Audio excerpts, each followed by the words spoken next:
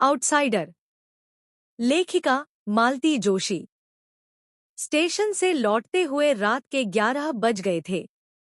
नए जोड़े के हनीमून पर रवाना होते ही शादी का कार्यक्रम एक तरह से संपन्न हो गया था। नीलम थकान से निढाल हो रही थी, पर सब कुछ ठीक से निपट जाने से मन एकदम हल्का हो गया था। अब वह निश्चित होकर बिस्तर में दुबक जाना चाहती थी, पर जनता का इरादा कुछ और ही था। बच्चों को जबरदस्ती सोने के लिए भेजकर सबके सब ड्राइंग रूम में ही जम गए थे। थोड़ी देर बैठ लो न दीदी, पूनम ने कहा। पिछले दिनों इतनी भागम भाग मची रही कि फुर्सत से बैठकर दो बातें भी न हो पाईं। पम्मी ठीक ही कर रही थी। घर की इस आखिरी शादी में पूरा परिवार इकट्ठा हो गया था। सुदीप तो इतनी दूर कनाडा से आया था, पर कुशलक्षेम पूछने के अतिरिक्त उससे भी ज्यादा बात करने का वक्त नहीं मिल पाया था। पूरे वक्त आपाधापी ही मची रही। अब जाकर थोड़ी फुर्सत मिली है तो इन लोगों के जाने की घड़ी भी पास आ गई है। पूनम 4 दिन बाद अपने ससुराल चली जाएगी। सुदीप भी अपने ससुराल वालों से मिलना चाहेगा। भला इतनी दूर बार बार आना कहाँ होता है। शादी के बाद पहली बार तो आना हुआ है। सुषमा भी तो अपनों से मिलने के लिए कुलबुला रही होगी। सोने का प्रोग्राम मुलतवी कर नीलम अपनी प्रिय कुर्सी पर बैठ गई। एक सुमीत को छोड़कर उसका पूरा परिवार उसके सामने था। सुदीप सुजीत दोनों भाई, उनकी बहुएं सुषमा और अलकाभन पूनम और उसके पति नरेश। अपने इसी परिवार के लिए वह पिछले 25 वर्षों से खटती आ रही थी। आज छोटे की शादी के साथ उसकी सारी जिम्मेदारियां पूरी हो गई थी। वह अपने आप को बहुत हल्का और कृतार्थ अनुभव कर रही थी।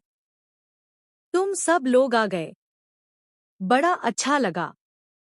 शादी में रौनक हो गई, उसने भावविभोर होकर कहा। दीदी, हम लोगों को तो खैर आना ही था, पर असली रौनक तो बड़े भैया के आने से हुई है, पम्मी बोली। पिछली दोनों शादियों में वे नहीं थे तो बहुत बुरा लगा था। इस बार तो उसे आना ही था। घर की आखिरी शादी जो थी, नीलम ने कहा। अरे, इसके लिए तो समधी जी से भी लड़ गई थी। साफ कह दिया कि भाई साहब, जब तक बड़े का प्रोग्राम नहीं आता मैं शादी की तारीख तय नहीं कर सकती। घर की आखिरी शादी है, सबका होना निहायत जरूरी है। दीदी, तुमने मेरी छुट्टी का इंतजार किया, सचमुच बड़ा अच्छा किया, पर बार बार यह आखिरी शादी का जुमला क्यों रट रही हो? दीपू, मेरा मतलब इस जनरेशन की शादियों से था। तुम्हारी प्रिया तो अभी बहुत छोटी है।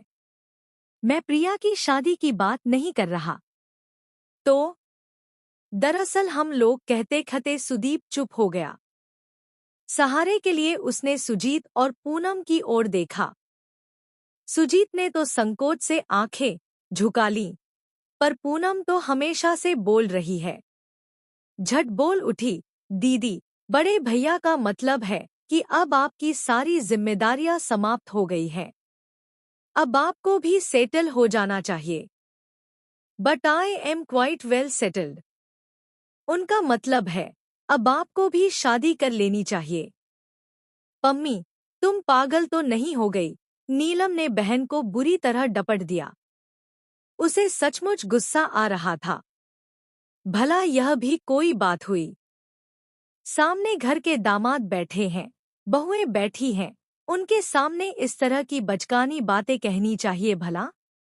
यह तो अच्छा हुआ जो सुमीत और नेहा चले गए हैं, नहीं तो वह नई लड़की अपने मन में क्या सोचती। छिया, अभी वह अपनी शर्म से उबर भी न पाई थी कि नरेश बोल उठे। दीदी, पम्मी ठीक कह रही है। यह सिर्फ उसके या बड़े भैया के मन की बात नहीं है, हम सबकी यही इच्छा है। इस घर के लिए आपने इतना कुछ किया है, एक तरह से अपनी पूरी जिंदगी ही होम कर दी है। इसलिए सब चाहते हैं कि अब आप भी इत्मीनान की, आराम की जिंदगी बसर करें। आप नहीं जानती कि अपनी गृहस्थी में रचबस जाने के बाद भी इन सबके मन में एक अपराध बोध पलता रहता है। एक कांटा सा हरदम चुभता रहता है।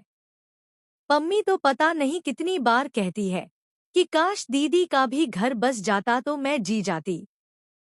अब घर के दामाद को डांटा तो नहीं जा सकता, इसलिए फीकी हंसी हंसकर नीलम ने कहा, मैं तुम लोगों की भावना समझती है नरेश, पर घर बसाने की भी एक उम्र होती है। होती क्यों नहीं, जरूर होती है। और आप अभी भी उस उम्र के दायरे में ही हैं। वो तो शुरू से आप सबकी गार्जियन बनी रहीं, इसलिए अपने आप को बुजुर्ग समझने लगी है। नहीं तो 45 भला कोई उम्र होती है। आप चाहें तो अब भी आपके लिए दर्जनों प्रस्ताव आ सकते हैं। नीलम ने कोई जवाब नहीं दिया। ऐसी बचकानी बातों का कोई जवाब भी क्या दे। उसने तो उसे महज मजाक समझा, पर वे लोग सचमुच दर्जन भर प्रस्ताव बटोर लाए थे। लगा कि छोटे की शादी का तो बहाना था। वे लोग शायद इसी अभियान के लिए इकट्ठा हुए थे। उन लोगों की गुपचुप खिचड़ी पकती रही और उसे कानों कान खबर तक न हुई। उसे तो तब पता चला जब एक लंबी चौड़ी लिस्ट उसे थमा दी गई। फिर भी उसने इस बात को गंभीरता से नहीं लिया। केवल मनोरंजन के लिए वह पूरा ब्यौरा पढ़ गई थी। उसे हंसी भी आई थी और आश्चर्य भी हुआ था कि लोग कैसी कैसी विपरीत परिस्थितियों में भी शादी का शौक पालते हैं। उसे फुर्सत से विचार करने के लिए कहा गया था, पर सुदीप और सुषमा दूसरे ही दिन उसके कमरे में आ धमके। उन्हें शायद सबसे ज्यादा जल्दी थी।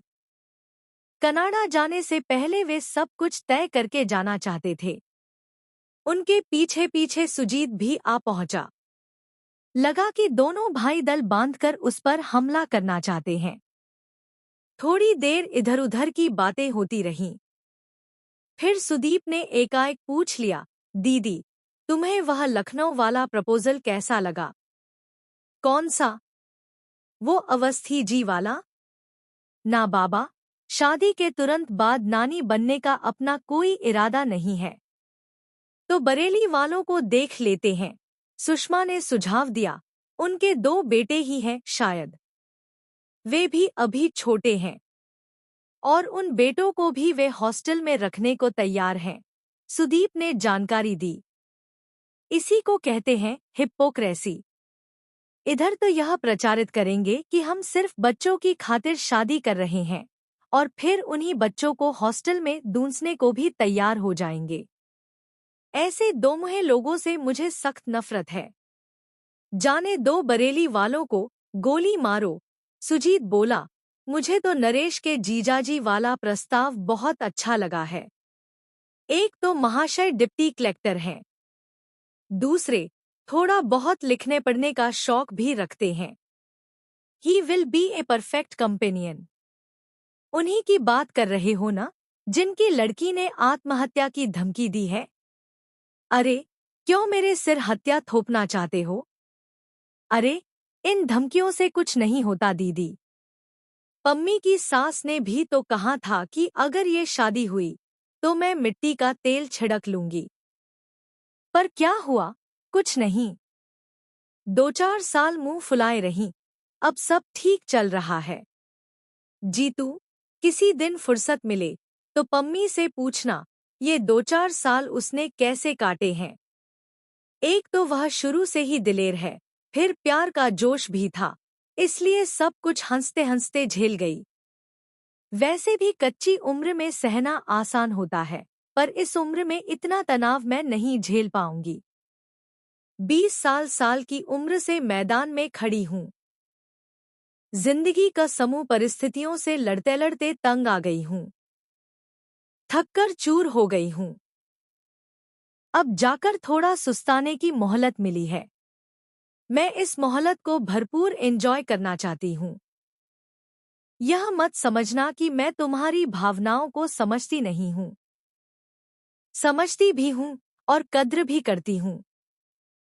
पर मेरे लिए इतनी सोच विचार करने की सचमुच जरूरत नहीं है। अब मैं सिर्फ शांति चाहती हूँ। शांति और आराम, बस। इससे ज्यादा कुछ नहीं। Thanks all the same. तीनों अपना सा मुंह लिए उठ गए। कमरे से बाहर 2-4 कदम ही गए होंगे कि सुषमा बोल पड़ी, मुझे मालूम था वे मना कर देंगी। इतने दिनों तक इस घर में बॉसिंग करती रही हैं। ससुराल में धान सटपट सहना उनके बस का थोड़े ही है। क्या बात करती हो भाभी? अब इस उम्र में उनसे धान सटपट कौन करेगा? क्या? औरों की न सही, पति की तो सहनी पड़ेगी। उसकी जी हुजूरी तो करनी पड़ेगी। अनचाहे ही सारी बात नीलम के कानों से टकरा गई। उसने सोचा, सुषमा ठीक ही कह रही है। इतने दिनों तक इस घर में एकछत्र शासन करने के बाद अब वह किसी का शासन स्वीकार नहीं कर पाएगी। शादी के इस पहलू पर तो उसने सोचा ही नहीं था। अच्छा ही हुआ जो यह किस्सा शुरू होने से पहले ही उसने खत्म कर दिया। पर कहाँ, 24 घंटे भी नहीं बीते और पूनम ने उसे घेर लिया। उसने तो प्रस्तावना में समय भी नहीं बर्बाद किया, सीधे ही शुरू हो गई। भैया भाभी बता रहे थे, तुमने शादी से साफ इनकार कर दिया। तो और क्या करती? तुम लोगों को पागलपन का दौरा पड़ा है, तो क्या हुआ? मेरा दिमाग तो अभी साबुत है। पम्मी कुछ क्षण चुप रही, फिर धीरे से बोली, तुम हमेशा अपने ही ढंग से सोचती हो, कभी औरों की दृष्टि से भी सोचा करो। क्या मतलब? तुम नहीं जानती इन लोगों के मन पर, खासकर सुजीत और अलका के मन पर कैसा भारसा बना रहता है। अलका कहती है, हम तो जिंदगी को कभी ठीक से एंजॉय नहीं कर पाते। एक अनब्याही ननद का साया हमेशा हमारी खुशियों पर मंडराता रहता है। So sad. नीलम ने हंसकर कहा, भई, अपनी अलका रानी को समझा देना कि मेरे लिए इतना परेशान होने की जरूरत नहीं है। मैंने जिंदगी की किताब से वे पेज बहुत पहले फाड़कर फेंक दिए थे जिन पर शादी की इबारत लिखी हुई थी। दीदी, क्या वे पेज फिर से जोड़े नहीं जा सकते? पम्मी, तुम नहीं जानती अरमानों को दफन करना कितना असहनीय होता है। उन्हें वापस जलाना तो शायद और भी पीड़ा देगा। और मुझे डर है कि अगर मुझे मजबूर किया गया तो मैं सपनों के टूटे हुए सिरे को वहीं से उठाना चाहूंगी जहां छोड़ा था। मैं समझी नहीं दीदी। पम्मी, मेरी उम्र चाहे जो भी रही हो, मेरे सपने अभी भी किशोर हैं। मेरे भाई लोग जैसे एंटीक पीसेस मेरे सामने परोस रहे हैं, उनसे इनका कोई मेल नहीं है। दीदी, ट्राई टू बी प्रैक्टिकल। अगर तुम्हारी समय से शादी हो गई होती तो हमारे जीजाजी भी आज उम्र के इस दौर में होते। समय से शादी नहीं हुई, यही तो परेशानी है पम्मी। पति पत्नी साथ साथ बुढ़ाते हैं तो कोई फर्क नहीं पड़ता। उस लंबी यात्रा में इतनी सारी चीजें जिंदगी से जुड़ जाती हैं कि उम्र का एहसास पीछे छूट जाता है। तुम्हारी बातें तो मेरी समझ से बाहर होती जा रही हैं, तो समझने की कोई जरूरत भी नहीं है। इसे एक मजाक समझकर भूल जाओ। मैंने भी तो तुम्हारे प्रस्तावों को मजाक से ज्यादा कुछ नहीं समझा। दरअसल अब शादी की बात ही मन से उतर गई है। तुम लोगों ने यह विचार फिर से जगा दिया है, तो सोचूंगी। कोई सही आदमी मिला तो बता भी दूंगी। पर अब इस उम्र में मैं कोई रिश्ता जबरदस्ती नहीं ओढ़ सकती है। सॉरी। एक बात और थी दीदी। अब क्या रह गया? तुमने इस घर को लाख अपने खून से सींचा हो, पर यह घर कभी तुम्हारा अपना नहीं हो सकता। तुम यहाँ हमेशा आउटसाइडर ही रहोगी। क्या बात करती हो? मैं सच कह रही हूँ। अभी तो तुम्हारे पास अपनी नौकरी है, इसलिए कोई फर्क नहीं पड़ता, पर कल को जब रिटायर हो जाओगी तो तुम्हारी हैसियत इस घर में एक फालतू सामान की सी रह जाएगी। तब तुम्हें मेरी बात याद आएगी। नीलम कहने को हुई कि जिस दिन ऐसा होगा मैं तुम्हारे यहाँ चली जाऊंगी, पर नहीं कहा। पर प्रस्ताव तो पूनम को खुद देना चाहिए था। नहीं दिया तो बुरा भी लगा, पर चुप लगा गई। अब इससे क्या कहें? वह बेचारी तो खुद ससुराल के आतंक से त्रस्त है। कहना होगा तो सुदीप से कहेगी। खुद तो इंजीनियर बनते ही शादी कर ली और विदेश चला गया।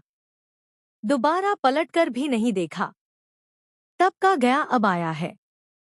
वहां बैठकर दीदी का ख्याल नहीं आया। अब जब सारी जिम्मेदारियां खत्म हो गई हैं, तो दीदी की शादी का शौक सवार हुआ है। लेकिन सुदीप से भी वह कुछ नहीं कहेगी। अपने भाई बहनों पर उसकी अपार ममता है। शिकायत कभी अगर थी तो वह अम्मा से थी। माँ होकर भी उन्होंने बहुत पक्षपात किया। कमाने का भार बड़ी बेटी के कंधों पर डालकर वे बाकी बच्चों का लालन पालन करती रहीं। उम्र नीलम की मुट्ठी में से रेत की तरह फिसलती रही और अम्मा जानकर अनजान बनी रहीं। पिता की आकस्मिक मृत्यु के बाद जब उसने घर की बागडोर संभाली थी, तब यह नहीं सोचा था कि अब यही उसकी नियति होगी। मन में एक क्षीण आशा थी कि कल को भाई जब किसी लायक हो जाएंगे तो वह अपनी जिंदगी जी सकेगी। पर वह आशा दुराशा ही साबित हुई। दीपू के इंजीनियर होते ही उसके लिए रिश्ते आने लगे। अम्मा एकाएक बहू का चेहरा देखने के लिए व्यग्र हो उठी। शादी के बाद जब दीपू के साले ने उसे कनाडा बुला लिया तो उससे ज्यादा खुशी अम्मा को हुई। घर में एक अनब्याही लड़की बैठी है और उसकी शादी बेहद जरूरी है। इस तथ्य से अम्मा ने जैसे आंखें ही मूंद ली थी। अगर वे जानती कि बेटे को हमेशा के लिए विदा कर रही हैं, तो शायद अम्पा इतनी उत्साहित न होती। अपने अंतिम दिनों में वे बेटे को देखने के लिए तरस गई थी। चित्रों से अब उनका मन नहीं भरता था। पर नीलम की हर चिट्ठी का जवाब यही होता था कि दीदी, इतनी जल्दी इतने सारे रुपए का जुगाड़ करना बहुत कठिन है और मैं बार बार सुषमा के भाई के आगे हाथ फैलाना नहीं चाहता। बेचारी अम्मा मरने के बाद भी उन्हें बड़े बेटे का न कंधा नसीब हुआ न तर्पण। उन दिनों प्रिया होने वाली थी और सुदीप का वहां होना बेहद जरूरी था। और फिर एक बार इमरजेंसी बीत गई तो उसका आना टलता ही चला गया। सुजीत भी 0,0 करके बैंक में लग गया था, पर उसका सामर्थ्य इतना नहीं था कि वह पूनम की शादी भी करता और सुमीत की मेडिकल की पढ़ाई का खर्च भी उठाता। इसलिए नीलम को मोर्चे पर डटे रहना पड़ा। पूनम की शादी का तो अच्छा खासा नाटक ही हो गया था। बड़ी कठिनाई से उन लोगों का मुंह बंद किया जा सका। फिर अच्छी सी लड़की देखकर उसने सुजीत की शादी भी कर दी। पूनम के जाने के बाद घर एकदम सूना हो गया था। अलका ने आकर उस सूनेपन को भर दिया। सुमीत की शादी के लिए उसे सिर नहीं खपाना पड़ा। उसने खुद ही तय कर ली थी। घर की यह आखिरी शादी भी बड़ी धूमधाम से संपन्न हुई। अपने सारे कर्तव्यों से निवृत्त होकर कितनी खुश थी नीलम। पर इस बेवक्त की शहनाई ने सब गुड़ गोबर कर दिया। गनीमत यह हुई कि उसकी शादी का प्रसंग जिस तेजी के साथ उठा था, उतनी ही जल्दी दब गया। पम्मी के चले जाने के बाद तो किसी ने चर्चा तक नहीं की।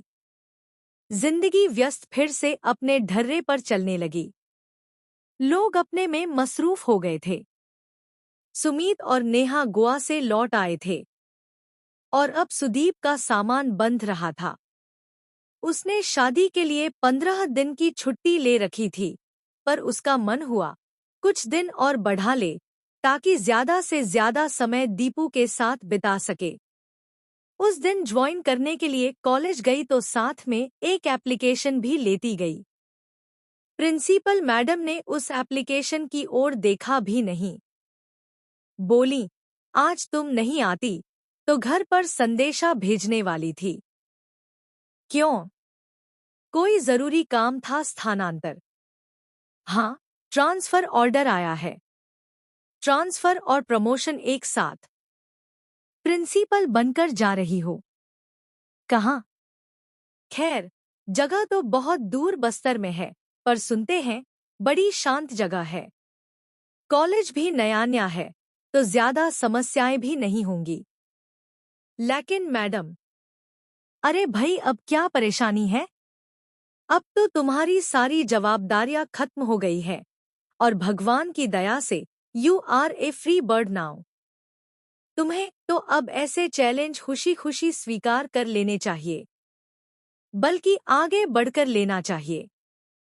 सो तो ठीक है मैडम, पर मुझे नहीं लगता कि मेरे भाई लोग मुझे इतनी दूर जाने देंगे। नीलम की गलती। नीलग ने अपने भाइयों से उम्मीद रखी थी। देख लो, पर मुझे लगता है बार बार प्रमोशन रिफ्यूज करना ठीक नहीं है। मेरे ख्याल से यह तीसरी बार हो रहा है। मैडम फिर अपनी फाइलों में व्यस्त हो गई थी। छुट्टी की एप्लीकेशन उनके सामने सरकाकर वह लौट आई। घर आते हुए रास्ते में उसने ढेर सारी खरीदारी की। सुदीप के लिए खादी का सूटलेंथ और कुर्ते पाजामे, सुषमा के लिए कोसा और चंदेरी साड़ियाँ और प्रिया के लिए सब प्रांतों की गुड़ियों का पूरा सेट। साथ ही प्रिया के मनपसंद रसगुल्ले भी। घर पहुंचकर अपने कमरे में जाने के बजाय वह सीधे दीपू के कमरे की ओर ही चली गई, परंतु पैर दरवाजे में ही ठिठक गए। भीतर देवरानी जिठानी का प्रेमालाप चल रहा था। अलका कह रही थी, आप तो लकी है जिज्जी, फुर्र से उड़ जाएंगी। ये नेहा भी 4 दिन बाद छोटू के साथ बंगलौर चली जाएगी। उम्रकैद तो हम लिखवा कर लाए हैं, सो भुगतेंगे। क्या करे भई, हमने तो बहुत कोशिश की, पर वे टस से मस नहीं हुई। अब यही समझ लो कि वे हमारी ननद नहीं, सास है, और उन्हें हमेशा साथ ही रहना है। जड़ हो गढ़ नीलम तो जैसे काट हो आई। उसी अपने कानों पर विश्वास ही नहीं हुआ।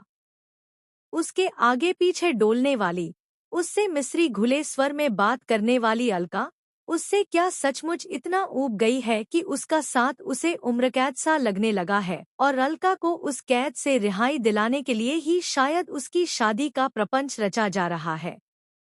वाह! इसके बाद वहां खड़े रहना या उन लोगों से सामना करना उसके लिए संभव नहीं था। वह दबे पांव कमरे में लौट आई।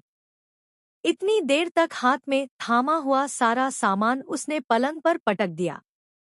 अब उसे एहसास हुआ कि उसके हाथ दर्द कर रहे थे, पर यह बोझ तो कुछ भी नहीं था। इससे 10 गुना बोझ तो उसके मन पर था। उसे वह कहाँ खाली करती?